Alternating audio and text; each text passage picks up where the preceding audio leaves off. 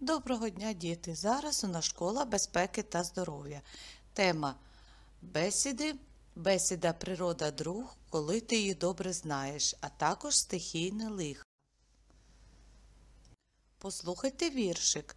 Прийшла весна, зелено коса, сади розквітли, і гаї, гойдає вітер срібні коси, співають дзвінко солов'ї. Дітки, чого ми не побачимо весною? Ми не побачимо весною, коли катання на санках, снігу, на лижах, на санчатах, на ковзанах не побачимо весною. Не побачимо весною, коли птахи відлітають у вирій. Також не побачимо весною снігу і коли ліпити сніговичків. Будьте обережні весною.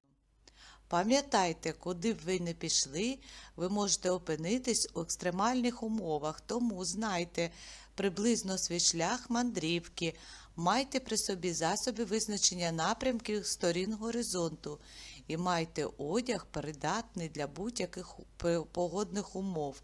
Майте достатньо їжі, води та засобів для захисту свого життя. Які ж правила поведінки в природі?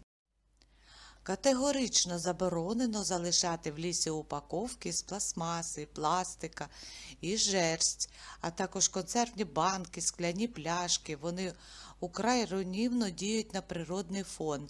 Папір розкладається через 2 роки. Поліетилен 10 років, пластик 40 років, консервна банка 80 років, скло більше 1000 років. Не розводити багаття поряд з лісовою гущавиною, ретельно гасити їх перед виходом, завжди заливати багаття.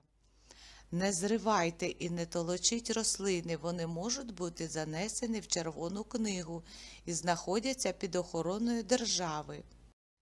У лісі ходити тільки по стежинам і доріжкам. У траві і в лісовій підстілці мешкає багато маленьких тварин, яких можна навмисно роздавити. Крім того, від ходьби ущільнюється ґрунт, оголяє коріння дерев і гинуть рідкісні рослини. Не чіпайте змій. Жодна змія ніколи перша не нападе на людину. Потрібно уникати місць, де змії люблять грітися, старі вирубки, зруйновані хати і колодязі, уступи на скелях. Не ловити більше риб, ніж потрібно з'їсти. Не шуміти в лісі. Крик і гучна музика лякають лісових мешканців, і вони можуть покинути свої житла. Не ловіть метеликів, вони прикрашають природу і опилюють рослин. Не руйнуйте мурашники, тому що мурахи – це санітари лісу. Вони не дають сильно розмножуватися комахам і шкідникам. Не збивайте неїстівні гриби в лісі. Неїстівні для людини, але вони служать їжею багатьом тваринкам. Не чіпайте пташини гнізда. Потривожені пташки можуть покинути гніздо, а прим'ята трава або зламана гілка зроблять його помітним для хижаків. Не рвіть павутинку, павуки також мають право жити. Ліс є домівкою для тисячі видів рослин і тварин. А які ж природні лиха? Це гроза, буря, повінь, землетрус. Дітки, ми живемо на планеті Земля. І погода скрізь різна.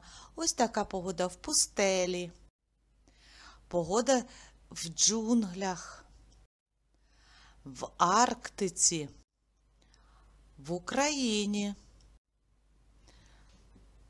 А це які бувають у нас стихійні лиха. А що ж таке стихійне лихо? Гроза. Блискавки можуть досягти кількох кілометрів у довжину. Їх температура піднімається до 3000 градусів.